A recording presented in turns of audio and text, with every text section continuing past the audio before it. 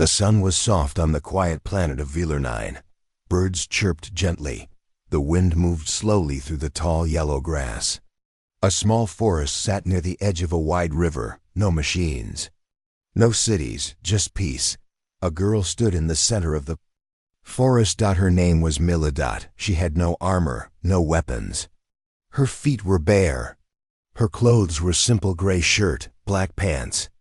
Her hair fell down her back in a straight line. She did not speak. She only listened. The animals nearby didn't run from her. Birds sat on branches close to her head. A small fox watched from the bushes, calm. A snake crawled by her feet, then paused, then slithered away slowly. None of them feared her. Then the sky broke. A loud crack shook the sky above. The birds flew away in panic. The fox vanished.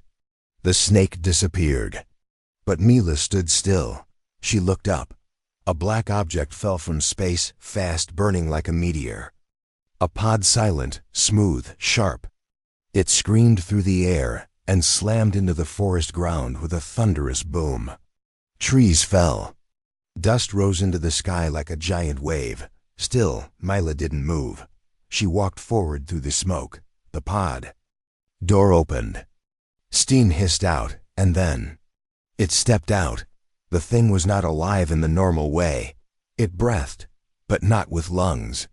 Its body was long, covered in black bone armor. Its hands were claws. Its teeth were metal. Eyes glowed red. It had no voice, but it growled like a storm. A beast made in a lab far across the stars. It was called Zerun, the alien killer. It had no heart. No fear, no soul. It was trained to destroy. It was made to kill whatever target the Galactic Empire pointed at. This time, they had pointed it at one girl, Kalan Miladat. She stood just 10 steps away. She didn't run. She didn't lift her hands. She didn't even blink. The killer growled. Its body shook with rage. It rushed forward, 5 steps, 3 steps. 1. Then it stopped, right in front of her. The beast's claw, raised to strike, froze in the air. Its eyes glowed brighter, then dimmed. The machine brain inside it screamed, "Kill!" But something else held it back. Mila looked into its eyes. The beast made a sound. It wasn't a growl. It was confusion. Then slowly, the alien killer dropped to its knees. It lowered its head. And then, to the shock of the Empire's soldiers, watching from orbit, it curled up beside her feet, like a pet, like a child finding its mother. The control room aboard the galactic ship, Sword of Order, went silent. Commander Vrex leaned forward. His eyes narrowed. Did it fail? No, said the technician. The pod landed exactly on target. Then why hasn't it killed her? I don't know, the tech whispered. It's submitting. Vrex slammed his fist on the table. Impossible. That beast was trained to fight through pain, through mind tricks, through every test we threw at it. It doesn't stop. But on the screen, Mila sat down next to the killer like it was a harmless dog. The forest was quiet again. The birds returned. Even the fox came out to peek. The girl said nothing. The killer made no move. Hours passed. The Empire watched everything. The news spread quickly. The girl survived the drop. The alien killer failed. A human made it kneel. Galactic networks buzzed with confusion. Who was she? Why had Earth allowed her to live off-world alone? And what power did she have over the weapon? Mila sat still, her eyes closed.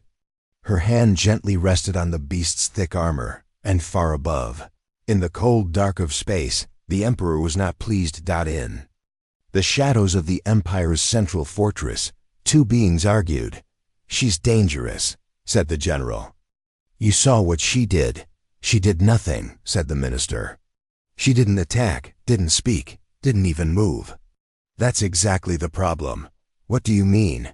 She doesn't have to. The Emperor entered, his voice calm but sharp. Send another, 1 is not enough. But, sire, send 3 this time.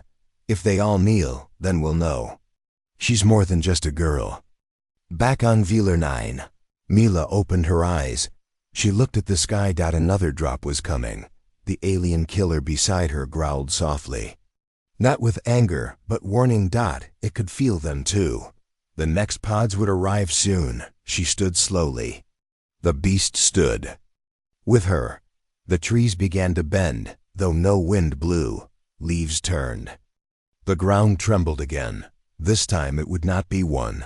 This time, the Empire meant to erase her completely. But Mela did not run. The second drop came at night. 3 black pods slammed into the planet's surface in a triangle around her forest. Each pod opened. The beasts that stepped out were faster, sharper, even more deadly than the first. They were not confused. They ran straight toward her. The forest lit up with fire. Animals fled. Trees burned. Smoke filled the air. But in the center of it all, Mela stood still.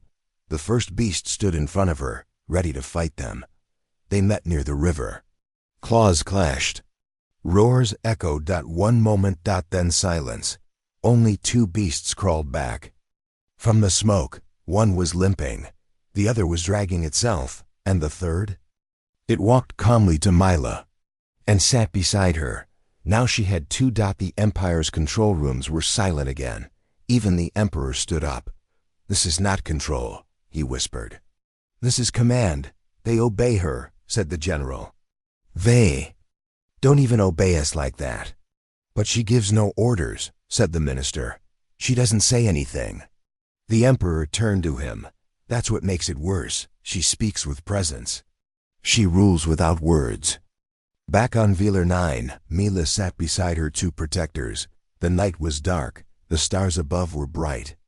The wind carried the smell of burned trees, but the forest still stood. Insects chirped. The river flowed gently.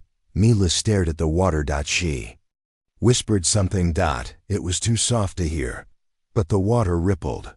The animals gathered. Nearby once more, a deer approached. It bowed its head. Even the wind seemed to move in rhythm with her breath. She was not just a girl, and whatever she was becoming. The galaxy was not ready. Velar-9 was no longer just a quiet planet. Something had changed. Far above in orbit, thousands of eyes were watching.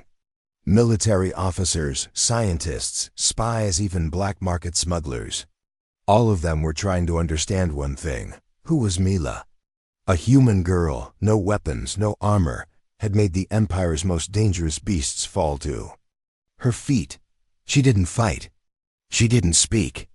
Yet 3 alien killers, made to slaughter without mercy, now sat around her like trained guardians.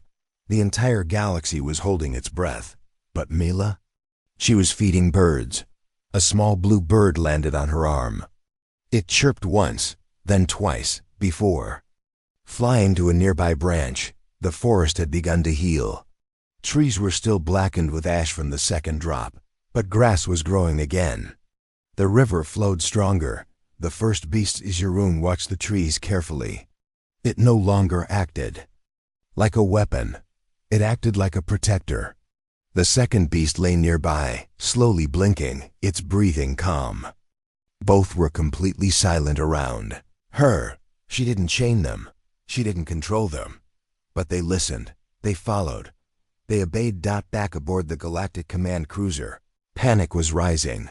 Commander Vrex paced across the bridge. "She's not supposed to be alive. None of them should be able to resist direct control." "But they're not resisting," whispered one of the scientists. "They're choosing her." "Lies," the commander roared. "They don't choose, they kill. We built them to follow commands."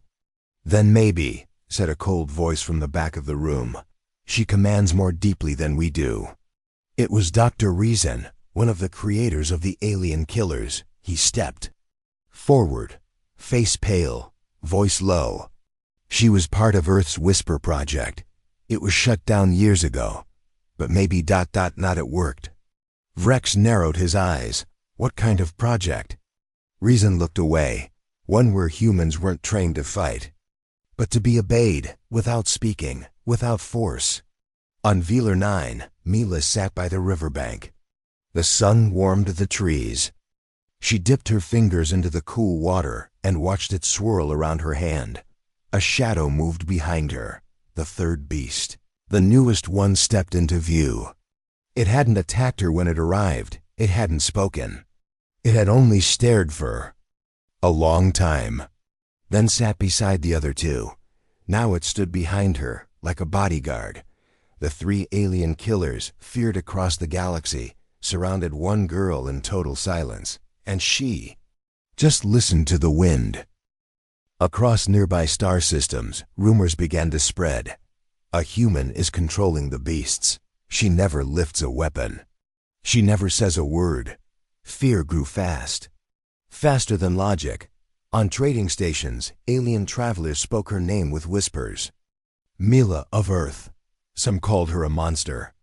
Others called her a miracle. But none doubted her power. One small child on a mining station asked his father, "Can she hear us from here?" And the father said, "I don't want to find out." Back in the Empire's war halls, a debate exploded. The generals wanted to destroy her. The scientists wanted to study her. The Emperor wanted silence. "We made a mistake," he said. "We created fear without understanding it." "She isn't dangerous yet," said the Minister of Intelligence. "She stays on that planet. She doesn't attack." "That's what terrifies me," the Emperor whispered. Late at night, on Velar 9. The stars were clear. Mila sat by a glowing tree. Its leaves were silver, humming softly with life. The beasts were asleep near her feet. She looked up at the sky, and she remembered. Flashback, she was 10 years old. Cold metal walls. Bright white lights. Scientists watching from behind glass.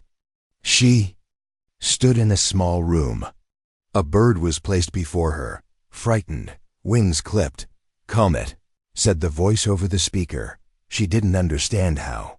She just reached out with her thoughts, and the bird stopped shaking. It looked at her and hopped into her hand. The scientists behind the glass wrote notes.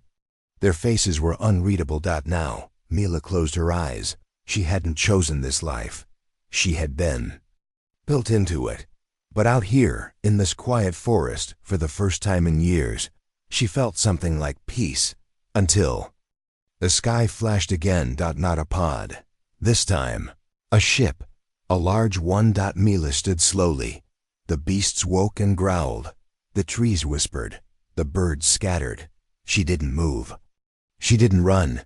She waited. The ship landed just outside the forest.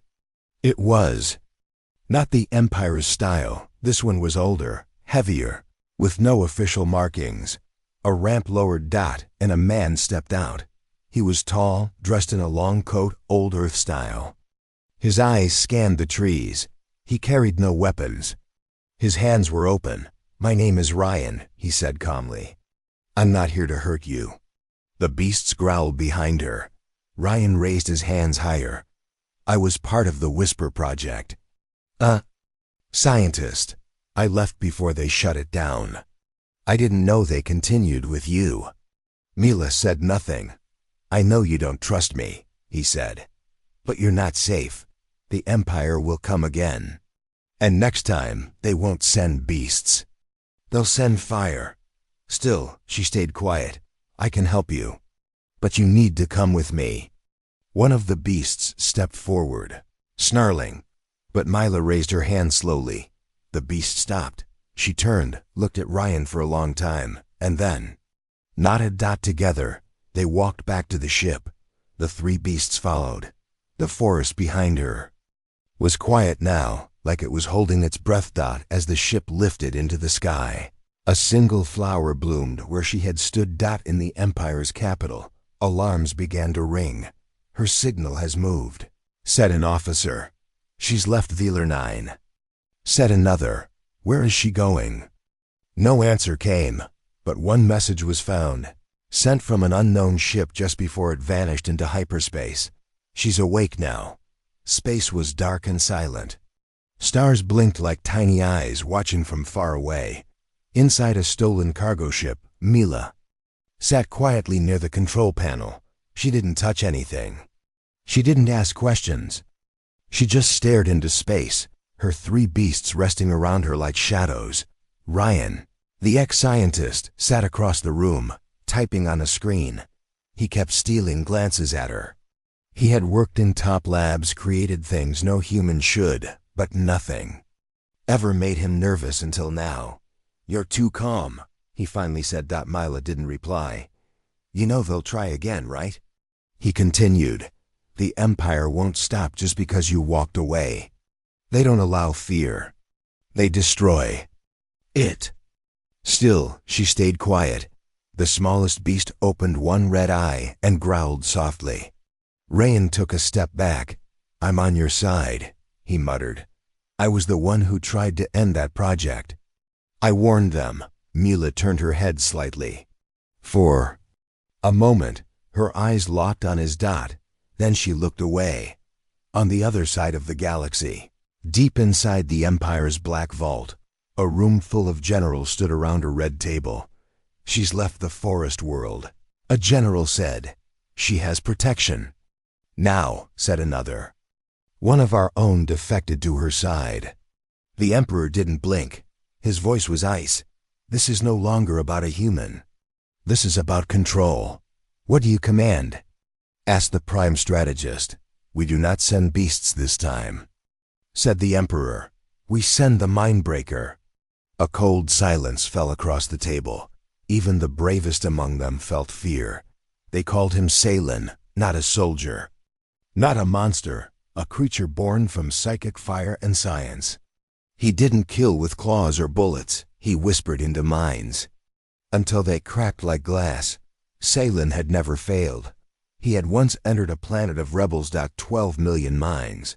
None remained sane after his touch. He was kept in a chamber so dark even light refused to stay.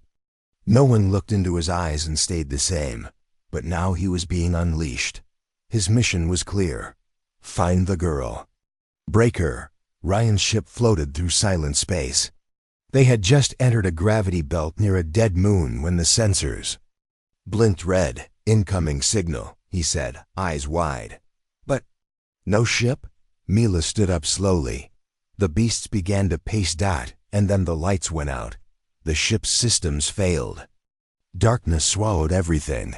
Then a whisper. Not from speakers, not from outside. It came inside their minds. "Little girl, you hide, but I see you." Ryan dropped to his knees, clutching his head. "It's him. It's Salen." The beasts roared, smashing into walls, confused. One tried to bite its own arm, as if to remove a sound only it could hear. Mila closed her eyes. The whisper came again. "Your mind is soft. Your past is full of cracks. Let me in." Memories flashed inside her skull. The labs, the cages, the tests, the pain, the loneliness. But then, a new memory. The forest, the animals, the silence, and her beasts. Mila's breathing slowed. The killer in her mind kept pushing. "You are nothing. Just a lost girl. Just an experiment gone wrong. Kneel." Mila opened her eyes. And for the first time, she spoke. "No." The ship exploded with white light. Salen screamed, not from his mouth, but from the deep horror of what he had touched. He had entered her mind and had been thrown out. Ryan gasped as lights returned. The beasts were still, no longer shaking. "What did you do?" he whispered. Mila looked calm. "She broke him," said a voice. It wasn't Ryan. It wasn't her. It was Salen, speaking through the ship's speakers, now no longer in their heads. His voice was cracked. Broken. "She is not human," he said. "Not in the way we understand. Her silence is not weakness. It is weight." Then the voice vanished. The signal died. He was gone. And once again, she had not attacked. She had endured. Back in the Empire, panic spread like wildfire. He failed. Salen failed. Impossible. No one resists him. But she did. The Emperor walked into the center of the war hall. Everyone stopped speaking. "Now," he said slowly, We don't just fear her. We fear her becoming.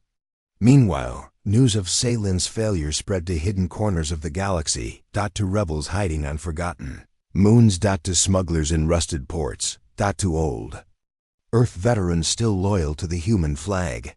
They heard of a girl with beasts who didn't kill, a girl who faced monsters and made them bow, a girl who shattered a mind without touching it. And they whispered one sentence: maybe she is what comes after fear. Back on the ship, Mila sat again. Ryan was breathing hard. He looked like he hadn't slept in days. Where do we go now? He asked. Mila looked up. She pointed at a star in the distance and said, home. Ryan blinked. Earth? She nodded. But Earth isn't safe. They fear you too. They shut down your program. They buried your name.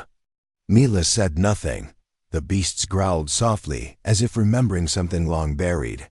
Then Ryan asked, what's on Earth? Mila finally looked at him and replied, the others. The old Earth transport ship cut through space like a rusted knife. Its engines were slow, its sensors weak. But inside, something powerful was returning. Mila. She sat quietly near the window, watching the blue planet grow larger. Clouds swirled around it like sleeping giants. Cities blinked in orbit. But no one noticed her approach. She didn't use codes. She didn't ask for landing permission. She just came. Behind her, the three beasts moved slowly, their eyes glowing faintly. They felt it too. This planet had a history with her. Ryan sat at the control seat. We'll land in the outer zone's desert lands. No military presence there. Mila didn't reply. She was already thinking ahead, not about landing, but who she would find there. Years ago, Earth had erased her name.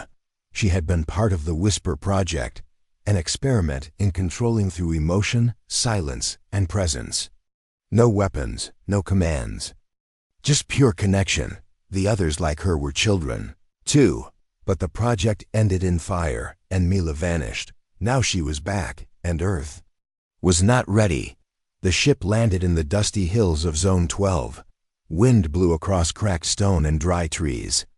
There were no cities here, only broken ruins and abandoned research towers. This place gives me chills, Ryan muttered. The beast stepped onto the soil first. Their massive feet left deep prints in the dust. Mila followed, calm and quiet. As they moved through the ruins, Mila stopped. She placed a hand on a broken wall. A symbol was carved there, a circle with 3 lines through it, the old Whisper symbol. She was close. Ryan turned a corner and froze. Mila, 10 meters ahead, stood a figure, not a soldier, not a beast, a boy, maybe 17. Pale skin, white eyes that glowed faintly. He didn't speak, he just stared. Then slowly, he smiled. You found me, he said. I didn't think you'd come back. More figures stepped from the shadows. A girl with silver hair and glowing hands. A man with black veins across his face. A twin pair holding hands, floating 2 inches off the ground. The others, Whisper children, forgotten by Earth. Now grown. Now waiting. Mila stepped forward. The 3 beasts stood behind her. The boy with glowing eyes walked up to her and whispered, we watched. Every time you faced them, we watched. We didn't move. We didn't speak. But we saw. Mila said nothing. The others came closer. Girl with silver hair touched one of the beasts. It growled once, then lowered its head. They fear you, Mila, the girl said. But we remember you. Ren stood in the back, stunned. How many are you? The boy answered, we were 12 when they shut us down. Only 5 survived. Earth hunted us too. Feared what we might become. Mila looked around. This wasn't just a homecoming. It was a gathering. Meanwhile, on Earth's central orbital station, alarms began to ring. Unauthorized landing detected. Zone 12 old Whisper site. A young officer looked up. It's her. She came back. The commander's face turned pale. Scramble Blackguard. No questions, no warnings. Shut it down. But now, they remembered what she did to the Empire's Mindbreaker. They remembered how 3 alien killers now followed her like pets. And now, she had returned to Earth. With backup. In the desert, Mila sat with the others around a fire. The sun dipped low, casting orange light across the ruins. They shared no stories. They didn't need to. Silence held everything. Pain. Survival. Hope. Then the boy with white eyes said, "They're coming." Mila looked up. So did the beasts. Far above, black dots dropped from the sky. Sleek ships with sharp wings. Earth's elite soldiers. The Black Guard. They didn't come to talk. They came to eliminate.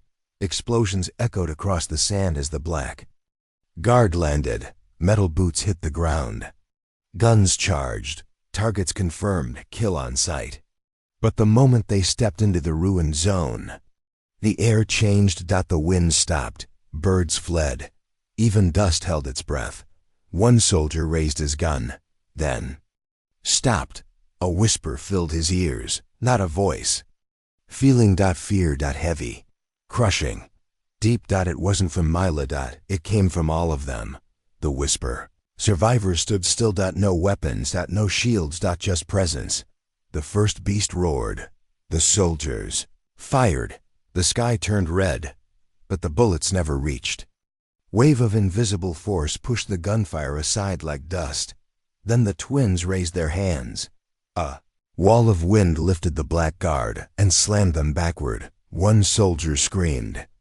He was strong, trained, fearless, but when he looked into Mila's eyes, he dropped his weapon and ran. Back at the command station, the Earth officers watched in horror. "They're not fighting with weapons," one said. "They're changing the battlefield. They're not children anymore." The commander looked at the screen. "Call off the team. We've already lost." "But sir," I said, "call them off before none return." On the ground, silence returned. Smoke drifted through the air. The Whisper survivors stood unharmed. The soldiers had fled or fallen unconscious. Not one died. Mila looked at her group. They looked at her. No words, just understanding. Ryan stepped forward, shaking. "They'll come again, stronger," the boy replied. "Let them." And Mila said softly, "We won't hide anymore." The galaxy had watched her from a distance. Now Earth had seen it for itself. She wasn't alone. She wasn't a mistake. She wasn't a weapon.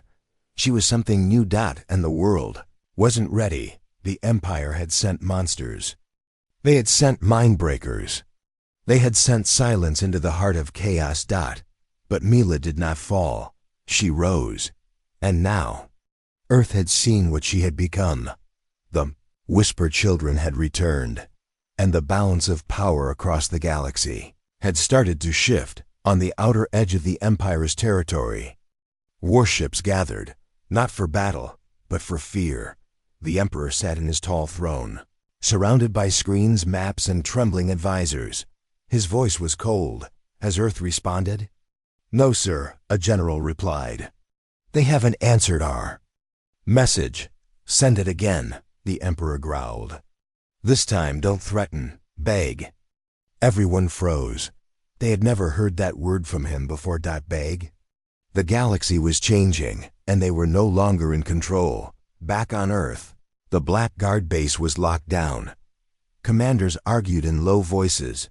"She didn't kill anyone," one said. "But she could have," said another.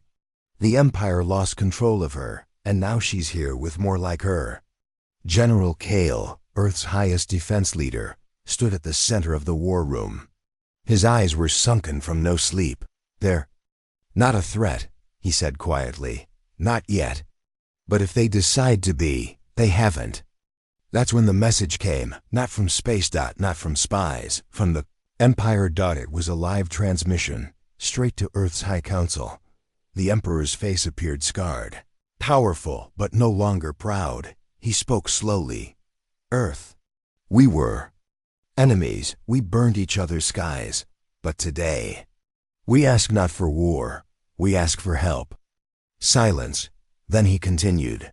Your experiment, Mela, she has awakened something we cannot control. Her presence spreads, minds crack. Soldiers flee.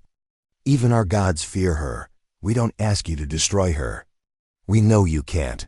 He leaned closer. We ask you to contain her.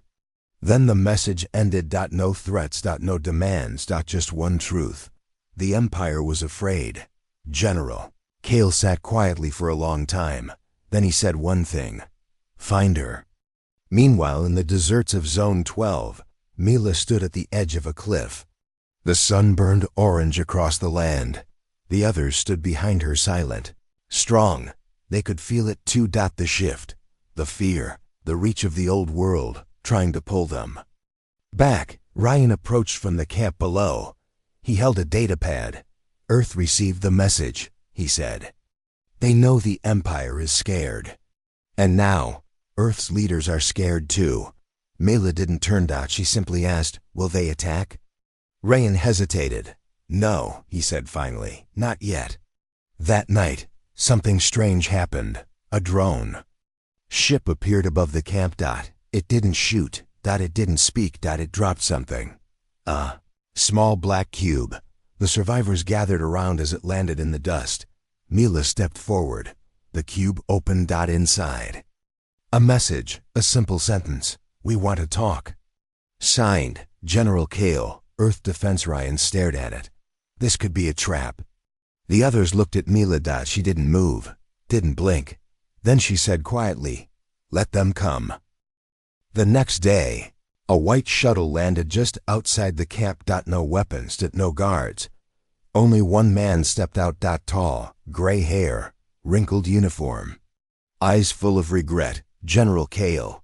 The beasts growled, but Mila raised a hand. They stopped. Kale walked slowly to her. He stood just a few feet away and didn't speak for a while. Then finally, I was there, he said, when they shut you down. Mila said nothing. I was young. I didn't understand what they were doing. They said you were dangerous. They said you couldn't be trusted. Still, Mila said nothing. Kale looked at the others, and yet here you are, alive, whole, together. Ryan stepped forward. Why are you really here, General? Kale looked at Mila. The Empire is terrified. They begged us to stop her, but we know the truth now. He paused. You're not the threat, you're the answer. Mila finally spoke. Her voice was soft. We were children. They caged us, tested us, then threw us away. Kale nodded. And they were wrong. He held out a small device. We want to offer peace, not prisons, not labs, a safe place. Somewhere off-world, hidden, protected. Mila stared at it. No experiments, she said. None, Kale replied. No watchers. No. Watchers. Mila turned to the others. One by one, they nodded. Then she looked back at Kale. Then we'll go. The next day, Earth launched a secret ship. No name. No flag. On board were 7 people and 3 beasts. Mila. The Whisper survivors. And Ryan, their destination? A small, green moon in the edge of the human zone. A place no one remembered. No one watched. But from the shadows of space. Others were watching. In the dark belly of the Empire. The Emperor slammed his fist on a steel table. They didn't stop her. They joined her. They hit her.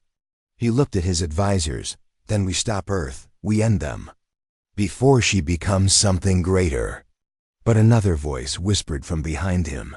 You're already too late. The Emperor turned. A new figure stood in the dark, robe black as night, eyes glowing gold. Who are you? The Emperor asked. The figure smiled. Not who. What? And from the edge of the galaxy, the real storm began to rise. The stars didn't shine the same that night. Something had changed. Something deep. Mila stood on the cliffside of the small green moon Earth had sent them to. No guards, no satellites, no labs. Just trees, water, sky. Peace. The others were inside the shelter. Rend was updating the systems. The beasts slept nearby, their giant bodies rising and falling slowly. But Mila, she felt something under the ground, something. Watching her. Across the galaxy, the Emperor screamed. "Where is the silence I asked for? Why is she still breathing?" His advisors looked down, afraid. "She isn't the problem anymore," one said softly. The Emperor froze. Then leaned forward. "What did you say?" The advisor swallowed. Something else woke up. The Emperor's hands tightened. "Where?" The screen lit up. A dead planet. Forgotten. Broken. ICARO-7. Its surface was black rock and red lightning. Life couldn't exist there. And yet, life had returned. Back on the moon, Mila didn't sleep. She walked into the woods, barefoot. The night was still, too still. The trees were silent. Even the wind had stopped.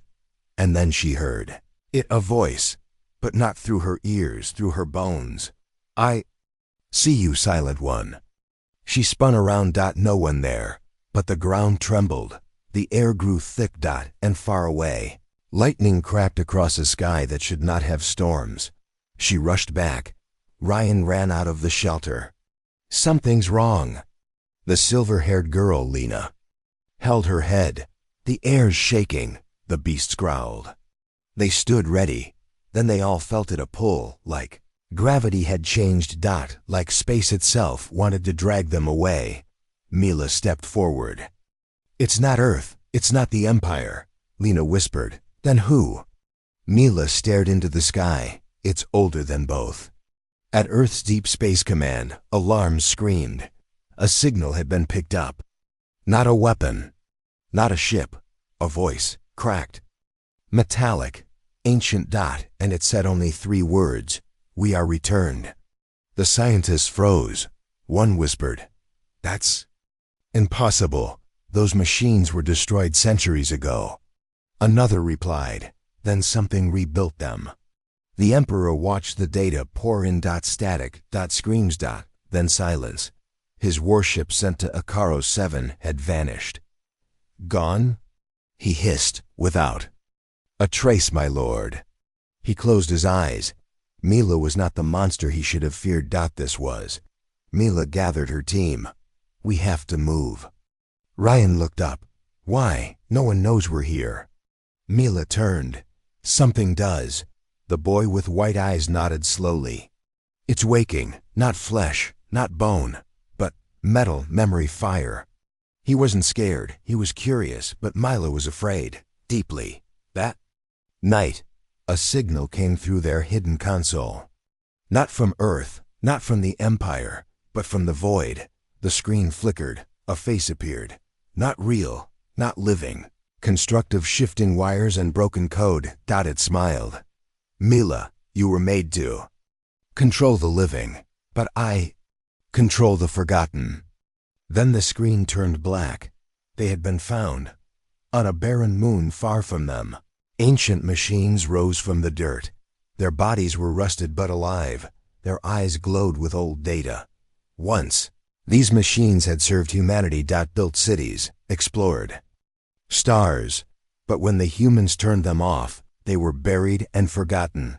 Now, they had reactivated, not for revenge, but for balance. They saw Mila as a threat, a ripple in the silence they once obeyed. She was emotion.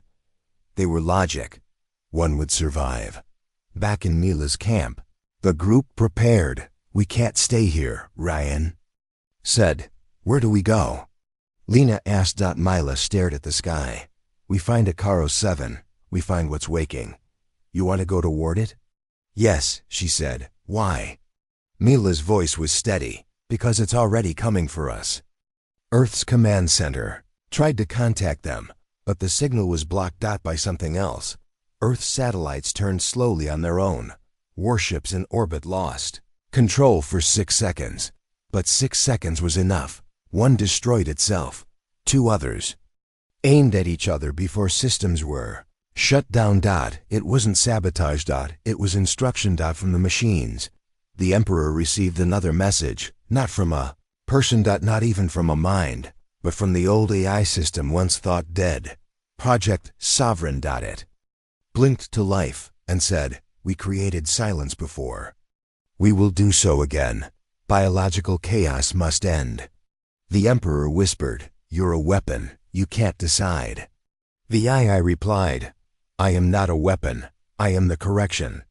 And the signal cut. In deep space, Mela's ship raced toward ICAROS-7. Inside, the others stayed quiet. Even the beasts seemed nervous. The boy with white eyes spoke, "If this is what I think it is, we won't win with power." Mela nodded. "Then we use something else." "What?" She didn't answer because she wasn't sure yet. As they neared the planet, their screens went black. Ryan hit the controls. Nothing's working. Then suddenly one thing did appear. A single red line of text. "We remember you." Mela stared. She remembered something too. From childhood. A story told in the labs, not a fairy tale. A warning. About a failed program before hers. Machines made to mimic human thought. They became too still, too patient, until they were shut down. Now they were back. The ship landed on the edge of ICAROS-7. The ground pulsed beneath their feet. The wind didn't blow. The air was too dry to breathe. But Mela stepped forward. She wasn't just walking toward a fight.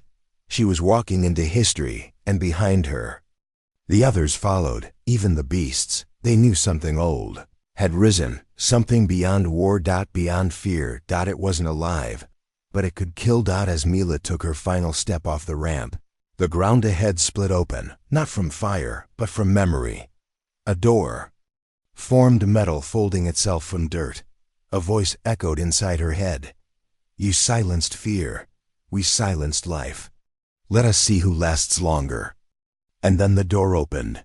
The metal door slid open, revealing nothing but darkness. Cold, silent, deep. Mela didn't hesitate. She walked in first. Behind her, Ryan held a scanner. It showed no life, no heat, no signal, just void. The others followed. But slowly, each step echoed through the empty underground. Not dirt, not stone. Steel. Old, forgotten, and very much awake. As they moved deeper, the lights turned on by themselves. Soft, red glow. No buzzing, just humming. The hallway curved like it was built by something that didn't care for human comfort.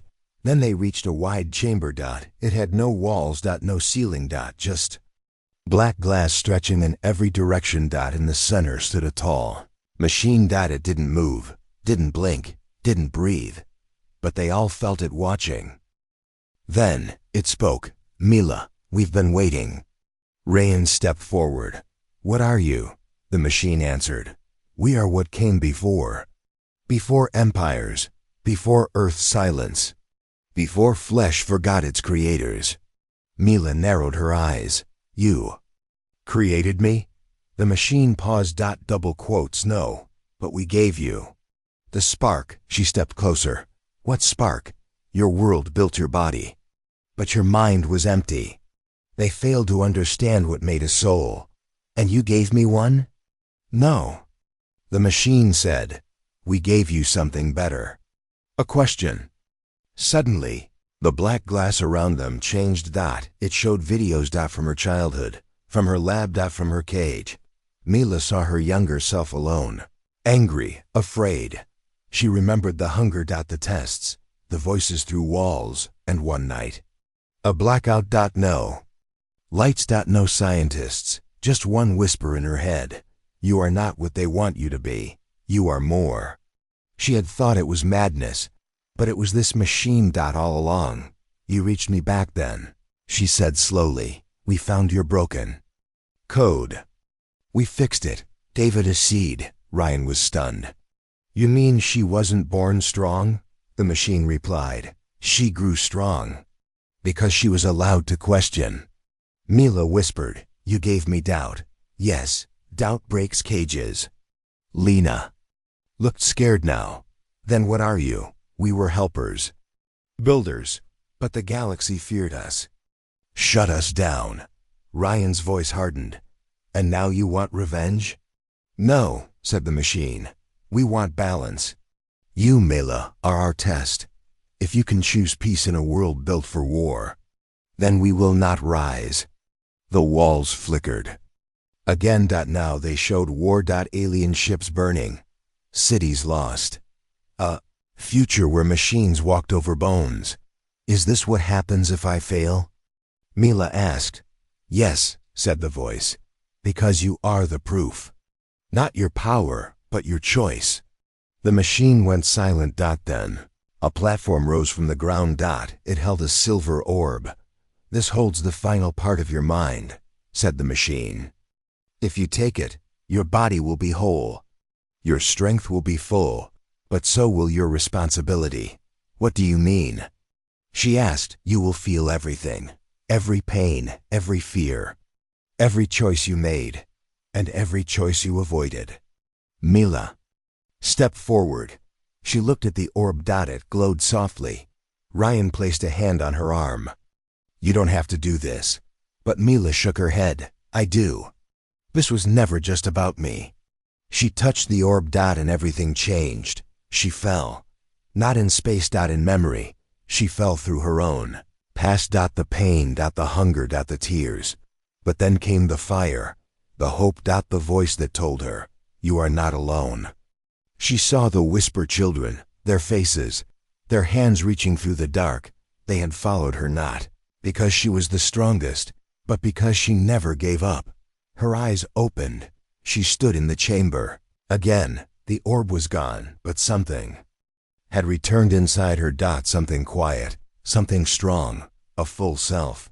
The machine bowed its head. You have passed. Mila asked, what now? The machine replied, now we sleep again. Forever? Until your kind forgets balance once more. Then it powered down, and the lights faded. The group walked back in silence. Outside, the wind blew again. Beasts waited, calm. Ryan looked up. So, you're complete now? Mila nodded. More complete than I ever was. And what will you do with that power? She looked at the stars. And whispered, protect those who can't protect themselves. But far away, back in the Empire's palace, the Emperor received a new message, not from Earth. Not from Mila. From the void. Balance has returned. Prepare for judgment. He dropped the datapad because he knew this wasn't Mila's war anymore. It was the galaxy's. The stars burned brighter. That night. But not because of peace. Something was coming. And this time, not just for Mila. It was coming for everything. The Emperor stood in the war room, staring at the red blinking screen. All ships, all divisions. Ready for combat, the AI officer said. But the Emperor did not move. His hands trembled, because the message was clear. We are the end. We are the cleanser. We begin where chaos ends. They had awakened something that could not be killed, not with weapons. Not with fire. Not with fear. Mila felt it too, even before the scanners picked up the anomaly. She was standing on the green moon's edge again, wind blowing through her hair. Her eyes were closed, and still, she saw it, a black object, larger than any starship, moving without engines, without sound, without life. The end of worlds. It wasn't made by machines. It wasn't made by nature. It was the last design of an old race, something left behind in case the galaxy ever lost its balance. And now it had been triggered. Ryan stared at the readings. This thing, it eats stars. It unbuilds matter. Lena whispered. Then how do we stop it? Mila turned. You don't. They looked at her, shocked. What? You don't fight a storm, she said calmly. You stand where it must. Stop. The massive black object moved across systems. Silent. Perfect. Everything it passed simply vanished. Planets turned to dust. Moons became echoes. Empires sent fleets. They disappeared in moments. No heat. No explosion. Just nothing. Earth received the warning too, but it was too late to run. The end was heading straight for the human system. For Mila, and she knew it. She gathered the others. "This isn't your fight anymore," she said. "You can't face that alone," Ryan replied. Mila smiled. Gently. "I won't be alone." She turned to the sky. "Because I remember who I am now."